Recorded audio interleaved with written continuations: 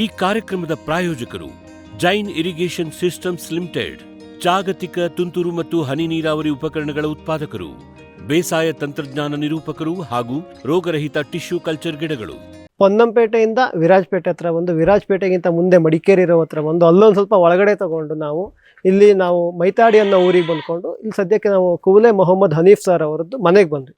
ಇಲ್ಲಿ ಮನೆಗೆ ಬಂದ ತಕ್ಷಣ ನಮಗೆ ಕಂಡಿದ್ದೇನಪ್ಪ ಅಂತಂದರೆ, ಇವರು ಆಡು ಸಾಕಣೆ ಮಾಡ್ತಾ ಇದ್ದಾರೆ ಅಂತ ಅಂದ್ಕೊಂಡು ಭಾಳ ಖುಷಿ ಆಯಿತು. ಯಾಕೆಂದರೆ ಈ ಕಡೆ ಎಲ್ಲ ಬರೀ ಕಾಫಿ, ಕಾಳುಮೆಣಸು ಇಲ್ಲೇ ಬಿಟ್ಟರೆ ದನ ಮಾಡೋರು, ಮೀನು ಸಾಕಣೆ ಮಾಡೋರದ್ದು ಅಷ್ಟೇ ಕಾರ್ಯಕ್ರಮ ಮಾಡಿದ್ವಿ ಹೊರತು ಕೊಡಗಲ್ಲಿ ನಮಗೆ ಇದುವರೆಗೂ ಸಹಿತ ಆಡು ಕುರಿ ಸಾಕಾಣಿಕೆ ಮಾಡೋರು ಯಾರೂ ಸಿಕ್ಕಿಲ್ಲಾಗಿದ್ರು. ಸೊ ಇವತ್ತು ಹೇಗಿದ್ರು ಬಂದಿದ್ದೀವಿ ಸರ್ ಹತ್ರ ಎಲ್ಲದ್ರ ಬಗ್ಗೆ ನಾವು ಕೇಳ್ತಾ ಗೊತ್ತಾಯಿತು. 20-25 ವರ್ಷದಿಂದ ಇವರು ಆಡು ಮಾಡ್ತಾ ಇದ್ದಾರೆ, ಮರಿಗೋಸ್ಕರ ಮರಿಯನ್ನು ಮಾರ್ಕೊಂಡಿದ್ದಾರೆ ಅಂತ ಅಂದ್ಕೊಂಡು. ಸೊ ಇವರ 20-25 ವರ್ಷದ ಅನುಭವವನ್ನು ಆಡು ಸಾಕಾಣಿಕೆ ಬಗ್ಗೆ, ಕುರಿಯನ್ನು ಇತ್ತೀಚೆಗೆ ತಂದು ಅದನ್ನು ಕೂಡ ಮಾಡ್ತಾ ಇದ್ದಾರೆ ಅಂತ ಗೊತ್ತಾಯಿತು, ಒಂದು ಚಾಲೆಂಜ್ ಆಗಿ ತಗೊಂಡು. ಸೊ ಈ ಒಟ್ಟಾರೆ ಅನುಭವವನ್ನು ಇವರು ಯಾಕೆ ಶುರು ಮಾಡಿದ್ರು, ಹೇಗೆ ಶುರು ಮಾಡಿದ್ರು, ಯಾವ ರೀತಿ ಮೇವು ಹಾಕ್ತಾ ಇದ್ದಾರೆ, ಹೇಗೆ ಮಾಡ್ತಾ ಇದ್ದಾರೆ, ಯಾವ್ಯಾವ ತಳಿಯನ್ನು ಇಲ್ಲಿ ಅಭಿವೃದ್ಧಿ ಮಾಡ್ತಾ ಇದ್ದಾರೆ, ಯಾವ್ಯಾವ ತಳಿಯ ಮರಿಗಳನ್ನು ಕೊಡ್ತಾ ಇದ್ದಾರೆ, ಯಾವ್ಯಾವ ತಳಿಗಳನ್ನು ಇಲ್ಲಿ ಮೇಂಟೈನ್ ಮಾಡ್ತಾ ಇದ್ದಾರೆ, ತಾಯಿ ಮರಿಯನ್ನು ಯಾವ ರೀತಿ ನೋಡ್ಕೊತಾರೆ, ಆಮೇಲೆ ಮರಿಯನ್ನು ಹೇಗೆ ನೋಡ್ಕೊತಾರೆ ಅನ್ನೋದು ಎಲ್ಲದರ ಬಗ್ಗೆ ಇವತ್ತಿನ ಕಾರ್ಯಕ್ರಮದಲ್ಲಿ ಮಾಹಿತಿಯನ್ನು ತಿಳ್ಕೊಂಡು ಬರೋಣ. ಸರ್ ನಮಸ್ತೆ. ಸರ್ ನಮಸ್ತೆ. ನಮ್ಮ ಫಾರ್ಮ್ ಟಿವಿಯ ಕೃಷಿ ಋಷಿ ಅಂಗಳದಲ್ಲಿ ಕಾರ್ಯಕ್ರಮಕ್ಕೆ ಸ್ವಾಗತ. ನಾವು ಸರ್ ಪೊನ್ನಂಪೇಟೆ ಫಾರೆಸ್ಟ್ರಿ ಕಾಲೇಜಿಗೆ ಬಂದಿದ್ವಿ. ಸೊ ಅಲ್ಲಿ ಅಂದ್ರೆ ವಿಜ್ಞಾನಿಗಳಿಗೆ ಹೇಳಿದ್ದು ಏನಪ್ಪಾ ಅಂತಂದ್ರೆ, ನಮಗ್ ಬರೀ ಕಾಫಿ, ಕಾಳುಮೆಣಸು ಬೆಳೆದರಂತೆ ಕೊಡಬೇಡಿ, ನೀವು ಹುಡುಕಿ ಹೆಂಗಾರು ಮಾಡಿ ಪ್ರಾಣಿ ಪಕ್ಷಿ ಸಾಕಣೆ ಮಾಡೋದಿರ್ಬೋದು, ಹೊಲದ ಬೆಳೆ ಬೆಳೆದವರು ಆ ರೀತಿ ಕೊಡಿ ಅಂದ್ಕೊಂಡು. ಸೊ ಹಂಗೆ ಬೇರೆ ರೈತರಿಗೆ ಕೊಡ್ಬೇಕಾದ್ರೆ ಅವ್ರು ಹೇಳಿದ್ನಪ್ಪ ಅಂದ್ರೆ, ಹನೀಫ್ ಸರ್ ಅಂತ ಒಬ್ರು ನಂಬರ್ ಕೊಡ್ತೀನಿ, ಅವ್ರ ಹತ್ರ ಹೋಗಿ ಅವ್ರ ಹತ್ರ ಸಮಗ್ರ ಕೃಷಿ ಮಾಡ್ತಾ ಇದ್ದಾರೆ, ಅದನ್ನು ಮುಖ್ಯವಾಗಿ ಕುರಿ ಸಾಕಾಣಿಕೆ ಮಾಡ್ತಾ ಇದ್ದಾರೆ, ಕೋಳಿ ಸಾಕಾಣಿಕೆ ಮಾಡ್ತಾರೆ, ತುಂಬಾ ಚೆನ್ನಾಗಿದೆ. ಸೊ ಅದಕ್ಕೆ ನಿಮ್ಮನ್ನು ಹುಡ್ಕೊ ಬಂದ್ವಿ. ಇಲ್ಲಿ ನೋಡಿದ್ರೆ ನೀವು ಅದೇ ಹೇಳ್ತಿದ್ವಿ, ನೀವು ಸ್ವಲ್ಪ ರಾಂಗ್ ಟೈಮಿಗೆ ಬಂದ್ರೆ, ಒಂದು 10 ದಿವಸ ಹಿಂದೆ ಬಂದ್ರೆ ಇನ್ನೂ ತುಂಬಾ ಇದ್ವು ಅಂದ್ಕೊಂಡು. ಬಟ್ ಎಷ್ಟಿದಾವ ಅನ್ನೋದಕ್ಕಿಂತ ಜಾಸ್ತಿ ನಿಮ್ಮ ಅನುಭವ ಸರ್, ಇಷ್ಟು ವರ್ಷ ನೀವು ಮಾಡಿರೋದು ಆ ಒಂದು ನಮಗೆ ಮಾಹಿತಿ ಬೇಕಾಗಿತ್ತು ನಮ್ಮ ರೈತರಿಗೆ ಕೊಡುವ ಅಂತ. ಸೊ ಈಗ ನಾನು ಮೊದಲಿಗೆ ಕೇಳೋದಾದ್ರೆ ಸರ್, ನಿಮ್ಮ ಹಿನ್ನೆಲೆ ಏನು ಸರ್? ಅಂದ್ರೆ ನೀವು ಮೂಲತಃ ಕೃಷಿಕರ ಅಥವಾ ಕೃಷಿ ಯಾವಾಗಿಂದ ಶುರು ಮಾಡಿದ್ದು, ಹೇಗೆ ಸರ್? ಇಲ್ಲ, ನಮ್ಮ ಅಜ್ಜಂತರ ಕಾಲದಲ್ಲೇ ನಾವು ಕೃಷಿಕರು. ನನ್ನ ಅಜ್ಜನಿಂದ ತಂದೆಯಿಂದ ನಾವು ಬಂದಿದ್ದೀವಿ. ಮೂಲತಃ ಅಂದ್ರೆ ಇದೆ, ನಾವು ಮೂಲತಃ ಕೊಡಗಿನ ಮೂಲ ನಿವಾಸಿಗಳು.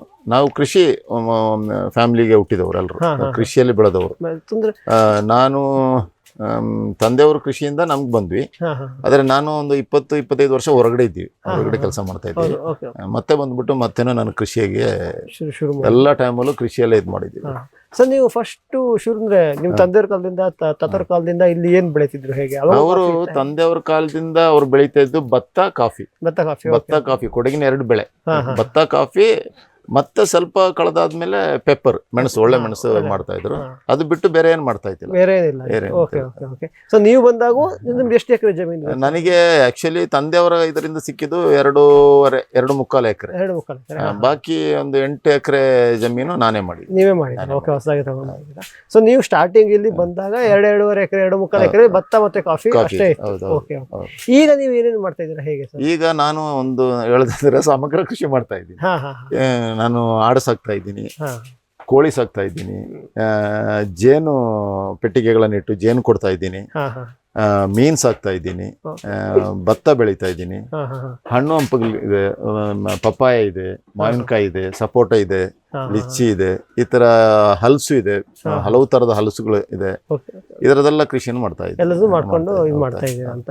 ಸೊ ನಿಮಗೆ ಅಂದ್ರೆ ಸಾಮಾನ್ಯವಾಗಿ ಎಲ್ಲಾ ಕಡೆ ನೋಡಿದ್ರು ಕಾಫಿ ಬೆಳಿತಾರೆ, ಕೆಲವೊಂದು ಭತ್ತದ ಗದ್ದೆಗಳು ಬಾಳ್ ಬಿದ್ದಾವೆ, ಭತ್ತದ ಬೆಳಿತಾರೆ. ಇದನ್ನ ಬಿಟ್ಟು ಇದರ ಜೊತೆಗೆ ಬಿಟ್ಟಲ್ಲ ಸರ್, ಇದನ್ನ ಜೊತೆಗೆ ನಿಮ್ಗೆ ಬೇರೆ ಬೆಳೆಗಳನ್ನ ಮಾಡ್ಬೇಕು ಅನ್ನೋ ಅಂದ್ರೆ ಐಡಿಯಾ, ಉತ್ಸಾಹ ಹೇಗ್ ಬಂತು, ಏನು ಸರ್? ಏನಂದ್ರೆ ನಾನು ತಿಳಿದ ಪ್ರಕಾರ 1 ಅಥವಾ 2 ಬೆಳೆಯಿಂದ ನಮಗೆ ನಮ್ಮ ಜೀವನ ಸಾಗಿಸಲು ಸಾಧ್ಯ ಇಲ್ಲ. ಆಗ ನಾನು ತಿಳ್ಕೊಂಡೆ, ಏನಂದ್ರೆ ಏನಾದ್ರು ಒಂದು ಮಾಡಬೇಕು, ಇದರಿಂದ ನಮ್ಗೆ ಬೇರೆ ಇದು ಕಾಫಿ ಅಂದ್ರೆ ವಾಲ್ಯೂಮ್ ಆಗಿ ನಮ್ಗೆ ಸಿಗುತ್ತೆ, ಅದ್ರ ಮಧ್ಯದಲ್ಲಿ ನಮ್ಮ ಜೀವನ ಸಾಗಿಸ್ಬೇಕಾದ್ರೆ ಇದೇನಾದ್ರು ಬೇಕಲ್ಲ. ಅದಕ್ಕಾಗಿ ನಾನೇನ್ ಮಾಡಿದೆ ಅಂದ್ರೆ, ಒಂದು ಹಸುವನ್ನು ತಗೊಂಡೆ. ಒಂದು ಹಸುವನ್ನು ತಗೊಂಡ್ಬಿಟ್ಟು ಆ ಹಸು ಕರುವಾಕ್ತು. ಹಸು ಕರುವಾಕಿದ್ಮೇಲೆ ನನಗೆ ಒಂದು 15 ಲೀಟರ್ ಹಾಲು ಬರಕ್ ಶುರು ಆಯ್ತು. 15 ಲೀಟರ್ ಹಾಲು ಬರುವಾಗ ನನಗೆ ಮನೆಯಲ್ಲಿ 15 ಲೀಟರ್ ಹಾಲು ಖರ್ಚಾಗಲ್ಲ. ನಮ್ಗೆ ಬೇಕಾಗಿದ್ದು ನಾನು ಹೆಂಡತಿ ಮಾತ್ರ, ಮಕ್ಕಳೆಲ್ಲ ಹೊರಗಡೆ ಓದ್ತಾ ಇರೋದು. ಆಗ 1 ಲೀಟರ್ ಹಾಲಿದ್ರೆ ಸಾಕು. ಆಗ ಈ ಹಾಲನ್ನ ನಾನೇನ್ ಮಾಡಿದೆ, ಮಾರ್ದೆ. 15 ಲೀಟರ್ ಹಾಲು ಅಂದ್ರೆ ನಮ್ಗೆ ಒಳ್ಳೆ ಇದು ಇನ್ಕಮ್ ಬರಕ್ ಶುರು ಆಯ್ತು. ಮತ್ತೆ ನಾನು ಮಿಸ್ಸಸ್ ಕೇಳಿದೆ, ಇಲ್ಲ ಒಂದು ಹಸು ಸಾಲದು ನಮ್ಗೆ, ಇನ್ನೊಂದೆರಡು ಹಸು ತಗೊಳ್ಳೋಣ ಅಂತ. ಅವ್ರು ಹೇಳ್ದ ವೇಟ್ ಮಾಡು ನೋಡೋಣ ಅಂತ. ಹಂಗೆ ಒಂದು 4-5 ಹಸುಗಳು ಮಾಡಿದ್ವಿ. ಈ 4-5 ಹಸುಗಳಿಂದ ನಾನೊಂದು 30-35 ಲೀಟರ್ ಹಾಲಾಗ್ತಾ ಇದ್ದೆ. ನನ್ನ 2 ಮಕ್ಕಳನ್ನ ನಾನು ಅದರಲ್ಲೇ ಓದಿಸ್ತಾ ಇದ್ದೆ ಈ ಹಾಲಿನಿಂದ. ಮತ್ತೆ ಒಬ್ರು ನನ್ನೊಂದು ಫ್ರೆಂಡ್ ಹೇಳಿದ್ರು, ನೀನೊಂದು ಕೆಲಸ ಮಾಡು, ಸ್ವಲ್ಪ ಆಡುಗಳನ್ನ ಸಾಕು ಅಂತ. ಆಗ ನಾನು ಎಲ್ಲ ಜಾಗದಲ್ಲಿ ಹೋಗಿ ನೋಡಿದೆ, ಈ ಸಣ್ಣ ಜಾತಿ ಕುರಿಗಳು, ಆಡುಗಳು ತುಂಬಾ ಕಷ್ಟ, ಮೇಯ್ಸಕ್ ಕಷ್ಟ, ಇವುಗಳು ತೋಟ ನುಗ್ಗೋದು ಇದೆಲ್ಲ. ಅದರಿಂದ ನನಗೆ ಒಂಥರ ಇದಾಯ್ತು. ಮತ್ತೆ ನನ್ನೊಂದು ಕೇರಳದೊಂದು ಫ್ರೆಂಡ್ ಹೇಳಿದ್ರು, ನೀನು ಸ್ವಲ್ಪ ಹೈಬ್ರಿಡ್ ಆಡುಗಳನ್ನ ಸಾಕು, ಅವ್ರಗಳಿಂದ ತೊಂದರೆ ಸ್ವಲ್ಪ ಕಡಿಮೆ, ಆಗ ನಿನಗೆ ಸಾಕಕ್ಕೆ ತುಂಬಾ ಈಸಿ ಆಗುತ್ತೆ, ನಿನಗೆ ಬೇಕಾದಷ್ಟು ಜಾಗ ಇದೆಯಲ್ಲ, ಅಲ್ಲಿ ಬಿಟ್ರೆ ಸಾಕು ಅಂತ. ಹಂಗೆ ನಾನೊಂದು 2 ಆಡುಗಳನ್ನ ಪಂಜಾಬಿಂದ ತರಿಸಿದ್ವಿ. ಅದು ಆಯ್ತು 20 ವರ್ಷ ಮುಂಚೆ. 2 ಆಡನ್ನು ತಂದು ಆ 2 ಆಡಿಂದ ನಾನು ಮಿನಿಮಮ್ ಅಂದ್ರೆ ಒಂದು 50-60 ಆಡು ಆಯ್ತು ಅದರಿಂದ. ಮತ್ತೆ ನಾನು ಇದೊಂದು ಒಳ್ಳೆ ಲಾಭದ ನೋಡ್ಕೊಂಡೆ. ಅವತ್ತಿಂದ ನಾನು ಈಗ ಕಂಟಿನ್ಯೂ ಒಂದು 25 ವರ್ಷದಿಂದ ಈ ಆಡು ಸಾಕ್ತಾನೆ ಇದ್ದೀನಿ. ಸರ್, ಇಲ್ಲಿ ಆಡಿರ್ಬೋದು, ಕುರಿ ಸಾಕಾಣಿಕೆ ಇರ್ಬೋದು, ಎರಡರಲ್ಲಿ 2 ತರ. ಒಂದು ಮರಿಗೋಸ್ಕರ ಸಾಕೋದು, ಇನ್ನೊಂದು ಮಾಂಸಕ್ಕೋಸ್ಕರ. ನೀವು ಯಾವ ತರ? ನಾನು ಮರಿಗಳನ್ನ ಕೊಡ್ತಾ ಇದ್ದೀನಿ. ಮರಿಗಳನ್ನೇ ಕೊಡೋದು. ಮರಿಗಳನ್ನ ಕೊಡ್ತೀನಿ, ಉಂಡೆ ದೊಡ್ಡದಾಗಿ ಕೊಡ್ತೀನಿ. ಲೈವ್ ವೇಟ್ ದೊಡ್ಡದಾದ್ರೆ 500 ರೂಪಾಯಿ ಪರ್ ಕೆಜಿಗೆ ಲೈವ್ ವೇಟ್ ಉಂಡೆ ಆಗ್ಬಿಟ್ಟು ಕೊಡ್ತೀನಿ. ಮರಿಗಳಾದ್ರೆ ಪೀಸ್ ಬೇಕಾ 15,000 ರೂಪಾಯಿ 4 ತಿಂಗಳು ಮರಿ ಕೊಡ್ತೀನಿ. ಮರಿಗೆ ಕೊಡ್ತೀನಿ. ಸರ್, ಈಗಾದ್ರೆ ನೀವು ಇಷ್ಟೆಲ್ಲ ವರ್ಷದಿಂದ ಮಾಡ್ತಾ ಇರೋದಕ್ಕೆ ಕೇಳ್ತಾ ಇದ್ದೀನಿ, ಮರಿಗಾಗಿ ಆಡ್ ಸಾಕೋದು ಸುಲಭವೋ ಅಥವಾ ಮಾಂಸಕ್ಕಾಗಿ ಆಡ್ ಸಾಕೋದು? ನನ್ನ ಅಭಿಪ್ರಾಯ ಪ್ರಕಾರ ಮರಿಗಾಗಿ ಸಾಕೋದು ಒಳ್ಳೇದು ಅಂತ. ಮರಿ ನಮ್ಗೆ ದೊಡ್ಡದಾಗಬೇಕಾಗಿಲ್ಲ, ಸುಮಾರು ಖರ್ಚು ಮಾಡಬೇಕಾಗಿಲ್ಲ.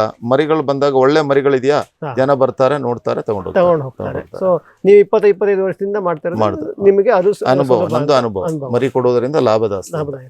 ಸರ್, ಈಗ ಇಲ್ಲೇ ಬಂದ್ರೆ ಕೇವಲ ಆಡೊಂದೇ ಇಲ್ಲಿ ಕುರಿನೂ ಕೆಲವೊಂದು ಬನ್ನೂರು ಬ್ರೀಡ್ ಒಂದು ಕುರಿಗಳಿದೆ. ಅದು ಯಾಕೆಂದ್ರೆ ನಾನು ಅದು ಸ್ಯಾಂಪಲ್ ಸಾಕಕ್ಕೆ ಶುರು ಮಾಡಿದ್ದು. ಯಾರು ಹೇಳಿದ್ರು ಕೊಡಗಿನ ವೆದರಿಗೆ ಆಗಲ್ಲ ಅಂತ, ಬಟ್ ನಮ್ಗೆ ಆಡಿಗಿಂತ ಒಳ್ಳೇದು ಅಂತ ಅದು ತಿಳ್ಕೊಳ್ತಾರೆ. ಚಾಲೆಂಜ್ ಆಗಿ ತಗೊಂಡು ಮಾಡಿದ್ದು, ಕೊಡಗಿಗೆ ಆಗಲ್ಲ ತಗೊಂಡು. ನಾನು ಮಳೆಯಲ್ಲಿ ಬಿಡ್ತಾ ಇದ್ದೀನಿ, ಇವರೆಲ್ಲರನ್ನು ಮಳೆಯಲ್ಲೂ ಬಿಡ್ತೀನಿ. ಅದು ಮಳೆಯಲ್ಲಿ ಬಿಟ್ಟರು ಸಹ ಅದು ಹೊಟ್ಟೆ ತುಂಬಾ ಮೇದ್ಬಿಟ್ಟೆ ಬರುದು, ಯಾವುದೇ ತೊಂದರೆ ಆಗಲ್ಲ. ಮತ್ತೆ ಹೆವಿ ರೈನ್ ಇರುವಾಗ ಕುರಿಗಳನ್ನ ಬಿಡಲ್ಲ, ಒಳಗಡೆನೆ ಸ್ಟಾಲ್ ಫೀಡ್ ಮಾಡ್ಬಿಟ್ಟು.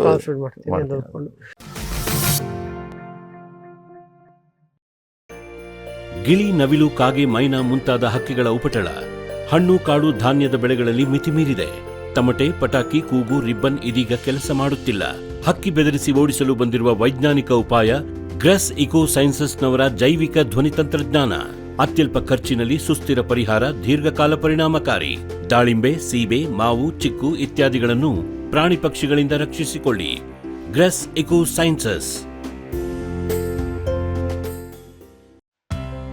ಮೇಘಾ ಸೋಲಾರ್ ಎನರ್ಜಿ ಸೊಲ್ಯೂಷನ್ಸ್ ಸುಲಭ ಲಭ್ಯ, ಕೈಗೆಟುಕುವ, ಸ್ವತಂತ್ರ, ಸುಸ್ಥಿರ ಭವಿಷ್ಯದ ಗ್ರೀನ್ ಎನರ್ಜಿ ಉಪಾಯ. ನಿರಂತರ ಉಚಿತ ನೀರಾವರಿಗೆ Megha solar pump set, roof top solar, solar CC camera ಮತ್ತು ಸೋಲಾರ್ ಬೀದಿ ದೀಪಗಳು, ಡ್ರಿಪ್, ಸ್ಪ್ರಿಂಕ್ಲರ್, ಇರಿಗೇಷನ್ ಮತ್ತು ಫರ್ಟಿಗೇಷನ್ ಆಟೋಮೇಷನ್, ತೋಟಗಾರಿಕೆ, ಕ್ರೆಡಲ್ ಹಾಗೂ ಸೂರ್ಯಘರ್ ಸಬ್ಸಿಡಿ ಯೋಜನೆಯಡಿ ಅಂಗೀಕೃತ. ಮೇಘಾ ಆಗ್ರೋಟೆಕ್. ವಿಶ್ವದಾದ್ಯಂತ ಪೇಟೆಂಟ್ ಪಡೆದ ನ್ಯಾನೋ ತಂತ್ರಜ್ಞಾನದಲ್ಲಿ ತಯಾರಾದ ನೂವಾಲ್ಗಿ ದ್ರಾವಣ. ನೂವಾಲ್ಗಿ ಉಪಯೋಗಿಸಿದ ಮೇಲೆ ತುಂಬಾ ಇಳುವರಿನೂ ಬಂದಿದೆ. ಕಾಳು ಮೆಣಸಿಗಂತೂ ಬಹಳ ಚೆನ್ನಾಗಿ ಬರುತ್ತೆ, ರೇಷ್ಮೆ ಎಲೆನೂ ಚೆನ್ನಾಗಿ ಬರ್ತದೆ, ಗಿಡಗಳು ತುಂಬಾ ಚೆನ್ನಾಗಿ ಬೆಳವಣಿಗೆ ಆಯಿತು. ಯಾವುದೇ ರಾಸಾಯನಿಕ ಅಥವಾ ವಿಶೇಷ ಗೊಬ್ಬರಗಳ ಗೊಡವೆ ಇಲ್ಲದೆ ಎಲ್ಲ ಬೆಳೆಗಳಲ್ಲಿ ಉತ್ತಮ ಗುಣಮಟ್ಟದ ಅಧಿಕ ಫಸಲನ್ನು ಪಡೆಯಿರಿ. ಯಾವಾಗಲೂ ನನ್ನ ಇರೋವರೆಗೂ ನೂವಾಲ್ಗಿ ಅಂತೂ ಬಿಟ್ಟು ಬಾಳಲ್ಲ ಅಂತ ಒಂದು ಭರವಸೆ ಕೊಡ್ತೀನಿ. ಜೈನ್ ಇರಿಗೇಷನ್ ಸಿಸ್ಟಮ್ಸ್ ಲಿಮಿಟೆಡ್ ಭಾರತದ ಹನಿ ನೀರಾವರಿ ತಂತ್ರಜ್ಞಾನದ ಪ್ರಥಮ ಪ್ರವರ್ತಕ, ಜಗತ್ತಿನ ಅತಿ ದೊಡ್ಡ ಸ್ಪ್ರಿಂಕ್ಲರ್ಸ್ ಉತ್ಪಾದಕ ಕಂಪನಿ. ಸಂರಕ್ಷಿತ ಕೃಷಿಯಲ್ಲಿ ಹಸಿರು ಮನೆಗಾಗಿ ಮಿಸ್ಟರ್, ಫಾಗರ್, ಫ್ಯಾನ್ ಮತ್ತು ಪ್ಯಾಡ್ ಹಾಗೂ ನೆರಳು ಮನೆ, ಸ್ವಯಂ ಚಾಲಿತ ನೀರಾವರಿ ವ್ಯವಸ್ಥೆ ಮತ್ತು ರಸಾವರಿ ತಂತ್ರಜ್ಞಾನ.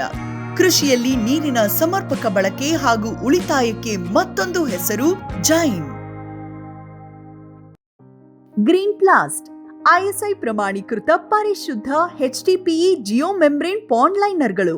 ಕೃಷಿ ಹೊಂಡ, ಕೆರೆ, ಕಾಲುವೆ, ಮೀನುಕೊಳ, ಸ್ಪಿರುಲಿನಾ ಹೊಂಡಗಳಿಗೆ ಬೇಕಾದ ಆಕಾರ ಮತ್ತು ವಿಸ್ತೀರ್ಣಗಳಲ್ಲಿ ಸರ್ಕಾರದ ಸಬ್ಸಿಡಿ ಯೋಜನೆಯಡಿ ಲಭ್ಯ.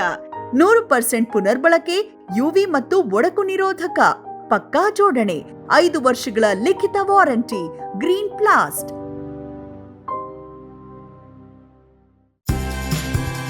ಕದಂಬ ಅಗ್ರಿಟೆಕ್, ರಾಜ್ಯದ ಜನಪ್ರಿಯ ಸೋಲಾರ್ ಪಂಪ್.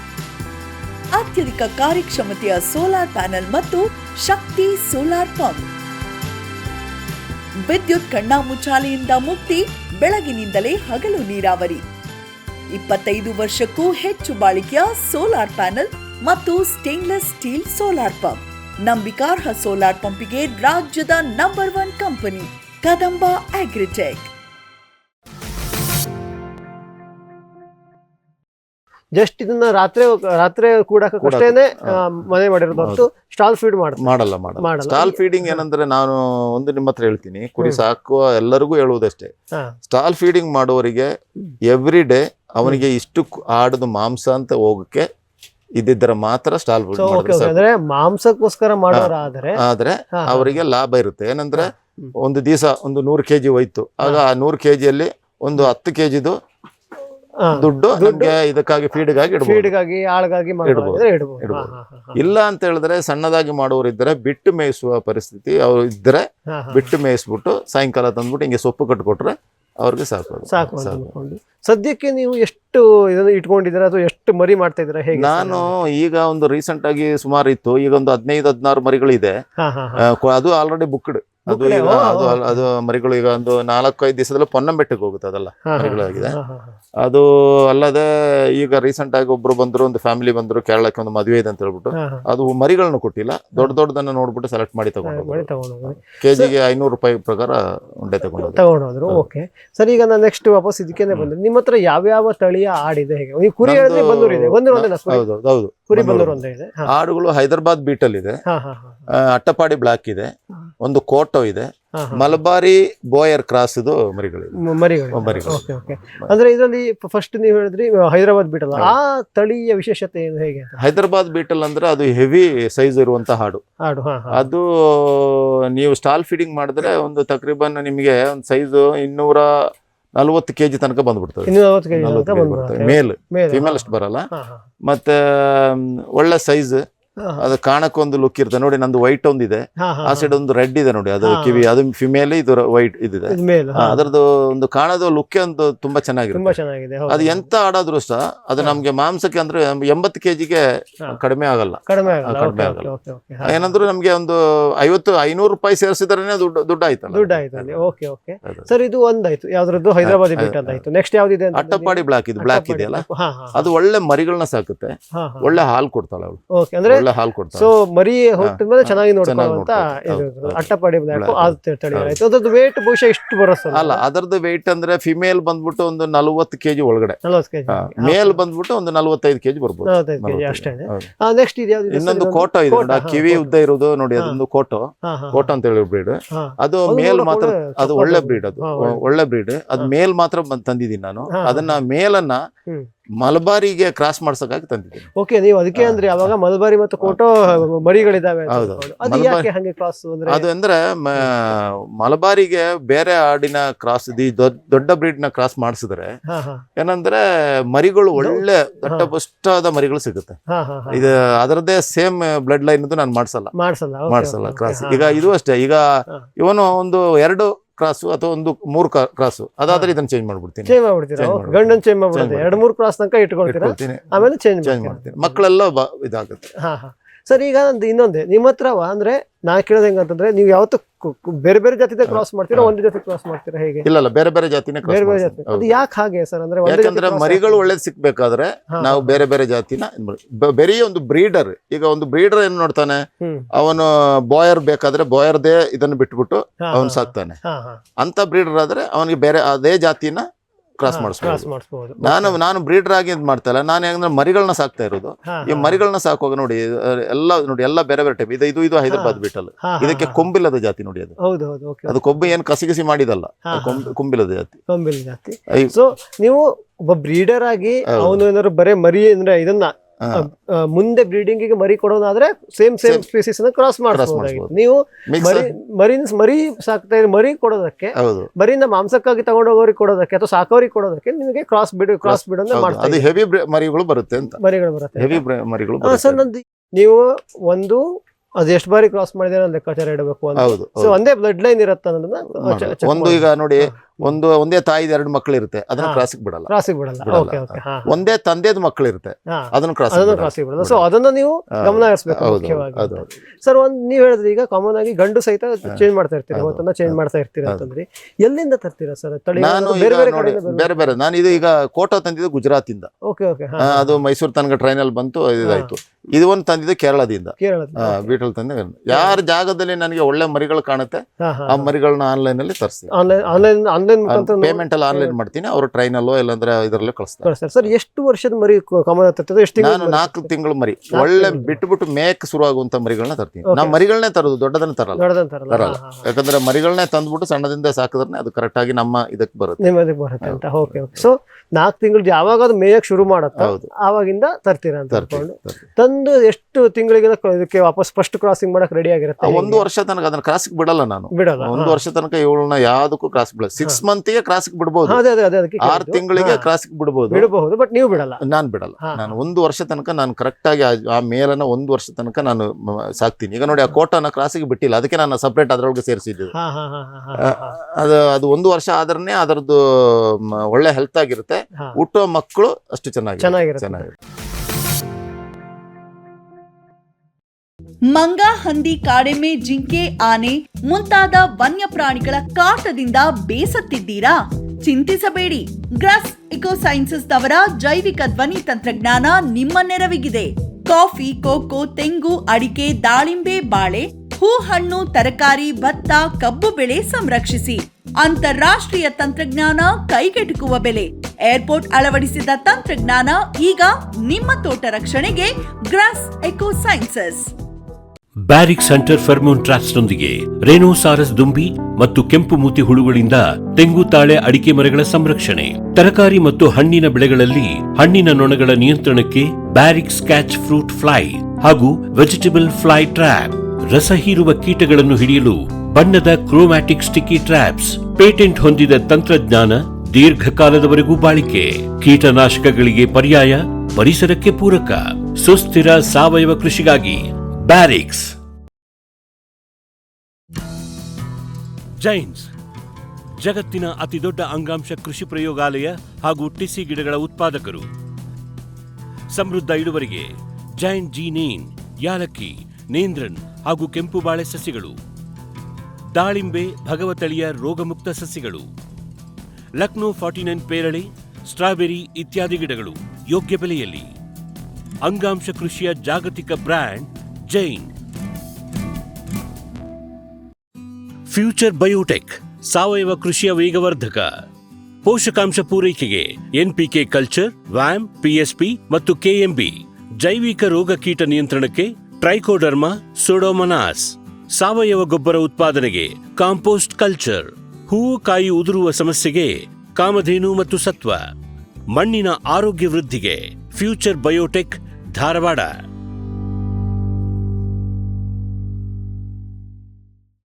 ಸಮೃದ್ಧ ಸಾವಯವ ಗೊಬ್ಬರ, ಎಂಎಸ್ಜಿಪಿ ಮತ್ತು ಕೆಸಿಡಿಸಿ ಉತ್ಪಾದನೆ, ಫಾರ್ಮ್ ಟಿವಿಯಿಂದ ಸರಬರಾಜು. ಅತಿ ಕಡಿಮೆ ಬೆಲೆಗೆ ಅತ್ಯುತ್ತಮ ಗೊಬ್ಬರ. ಇಲ್ಲ ಭಾರಲೋಹ, ಕೃಷಿ ವಿಶ್ವವಿದ್ಯಾಲಯದಿಂದ ಪರೀಕ್ಷಿತ. ಸಾವಯವ ಇಂಗಾಲ, ಎನ್ಪಿಕೆ, ಪಿಎಚ್, ಇಸಿ ಎಲ್ಲ ನಿಗದಿತ ಮಿತಿಯಲ್ಲಿ. ಅಡಿಕೆ, ತೆಂಗು, ಬಾಳೆ, ಕಾಫಿ, ದಾಳಿಂಬೆ, ದ್ರಾಕ್ಷಿ, ಕಬ್ಬು, ಭತ್ತ, ಜೋಳ, ಹತ್ತಿ ಹೀಗೆ ಎಲ್ಲಾ ಬೆಳೆಗಳಿಗೂ ಪ್ರಶಸ್ತ. ಜೀವಂತ ಮಣ್ಣು, ಸಮೃದ್ಧ ಬೆಳೆ. ಅತ್ಯಧಿಕ ಲಾಭಕ್ಕೆ ಬಳಸಿ ಸಿಟಿ ಕಾಂಪೋಸ್ಟ್. ಸರ್, ಅಕಸ್ಮಾತ್ 6 ತಿಂಗಳಿಗೆ ಫಸ್ಟ್ ಕ್ರಾಸ್ ಮಾಡ್ಬಿಟ್ರೆ ಏನಾಗತ್ತೆ ಅಂದ್ರೆ, ತಾಯಿ ಮರಿ ಇದೆಯಲ್ಲ, ಈ ಕ್ರಾಸ್ ಆದ ಹೆಣ್ಣಾಡಿದೆಯಲ್ಲ, ಅದು ಬೇಗನೆ ವೀಕ್ ಆಗುತ್ತೆ. ಮತ್ತೆ ಒಳ್ಳೆ ಮರಿಗಳು ಸಕ್ಸಸ್ ಆಗಲ್ಲ. ಸೊ ಇದು ಗಂಡದಾಯ್ತು. ಅಕಸ್ಮಾತ್ ಹೆಣ್ಣು ಮರಿಗಳು ನೀವು ತರೋದುಂಟಲ್ಲ? ಹೆಣ್ಣು ಮರಿ ತರುವುದೇ ಇಲ್ಲ.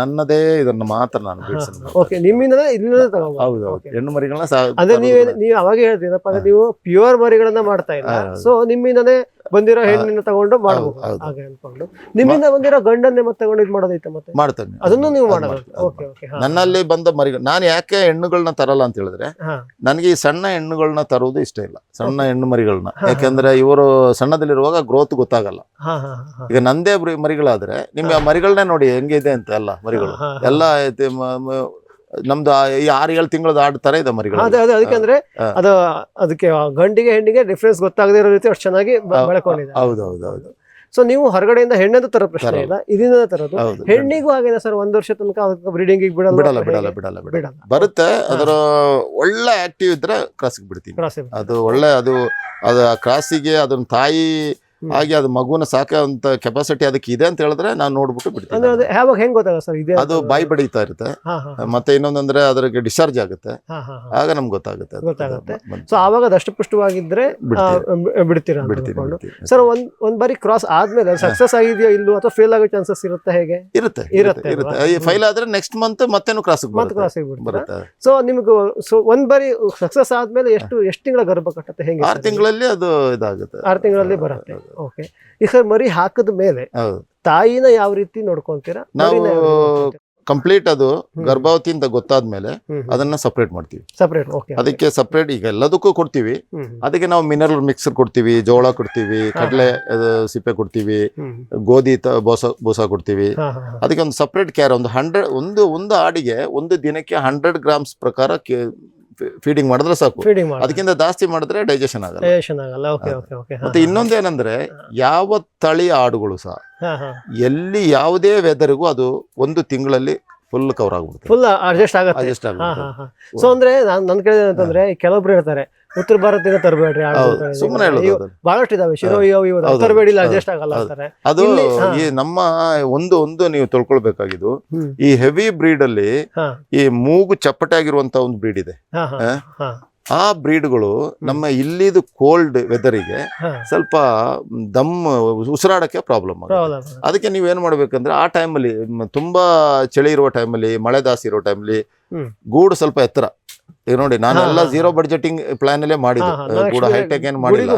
ಹೌದೌದು, ಗೂಡ ಹತ್ರ ಎಟ್ ಮಾಡ್ಬಿಟ್ಟು ಮಳೆಯಲ್ಲಿ ಬಿಡದೆ ಸಾಯಂಕಾಲ ಆಗೋ ಸ್ವಲ್ಪ ಹೊಗೆಗೆ ಹಾಕ್ಬಿಟ್ರೆ ಅವರು ಬೆಚ್ಚಗಿರ್ತಾರೆ.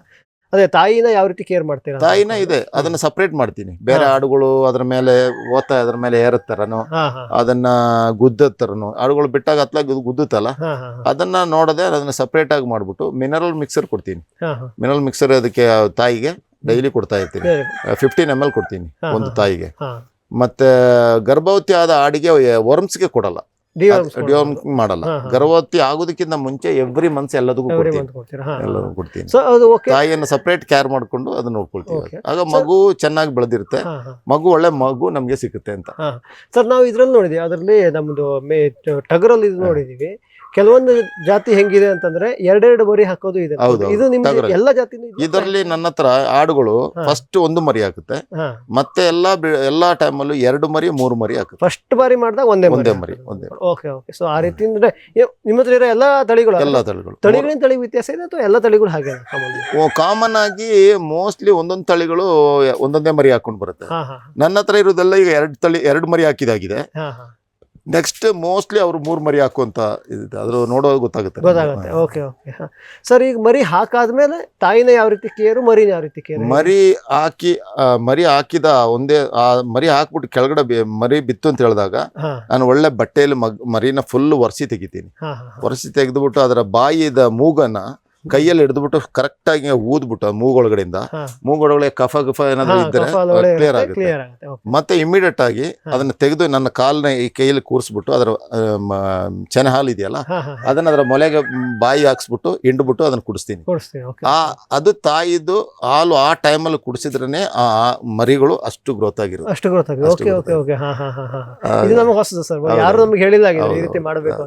ಅದನ್ನ ಕ್ಲೀನ್ ಆಗಿ ಇದ್ ಮಾಡ್ಬಿಟ್ಟು ಮತ್ತೆ ಕುಡಿದು ಸ್ವಲ್ಪ ಅವನು ಸರಿ ಆಗ್ತಾನಲ್ಲ ಓಡಾಡಕ್ಕೆಲ್ಲ, ಮತ್ತೆ ಅವ್ನು ಬಿಸಿ ನೀರಲ್ಲಿ ಅದನ್ನ ಫುಲ್ ಒಜ್ಜಿ ತೆಗಿತೀನಿ. ಅಂದ್ರೆ ಅದರ ಮೈ ಮೇಲೆ ಇರುವಂತ ಕೊಳೆಗಳೆಲ್ಲ ಇರುತ್ತಲ್ಲ ಅದೆಲ್ಲ ನಿಮ್ಗೆ ಕ್ಲಿಯರ್ ಆಗಿರುತ್ತೆ ಅಂತ ಅನ್ಕೊಂಡು. ಸರ್ ಎಷ್ಟು ತಿಂಗಳ ತನಕ ತಾಯಿ ಹಾಲು ಜೊತೆಗೆ ನಾನು ಅದನ್ನ ಅವನು ಯಾವ ತನಕ ಕರೆಕ್ಟ್ ಆಗಿ ಮೇಯ್ತಾನೋ ಅಷ್ಟು ತನಕ ತಾಯಿ ಹಾಲು ಜೊತೆ ಬಿಡ್ತೀನಿ. ಇನ್ನೊಂದೇನಂದ್ರೆ ತಾಯಿ ಹಾಲು ಕುಡಿಸೋದೋದ್ರೆ ಕೆಚ್ಚಲ್ ಬಾವು ಬರುತ್ತೆ ತಾಯಿಗೆ. 100% 100% ಬರುತ್ತೆ. ಅದಕ್ಕಾಗಿ ಎಷ್ಟು ಬೇಕೋ ಅವ್ರು ಕುಡ್ಕೊಳ್ಳಿಂದ ಬಿಡ್ತೀನಿ. ಮಕ್ಕಳು ದಟ್ಟಪಟ್ಟಾಗ ಇರುತ್ತೆ, ಮತ್ತೆ ತಾಯಿಗೆ ಒಳ್ಳೆ ಫೀಡಿಂಗ್ ಮಾಡ್ತಾ ಇರ್ತೀನಿ ಆ ಟೈಮಲ್ಲಿ. ಆಗ ತಾಯಿಯು ಚೆನ್ನಾಗಿರ್ತಾರೆ. ಸರ್ ತಾಯಿಗೆ ಅವಾಗ ಅಂದ್ರೆ ಏನ್ ಫೀಡಿಂಗ್ ಮುಂಚೆ ಕೊಡತ್ರ? ಅದೇ ಫೀಡಿಂಗ್ ಕೊಡ್ತೀನಿ.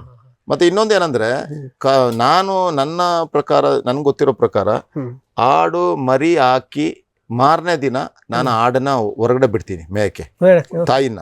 ಅದು ಈ ಸರೌಂಡಿಂಗ್ ಎಲ್ಲ ಮೇಯ್ತಾ ಇರ್ತದೆ.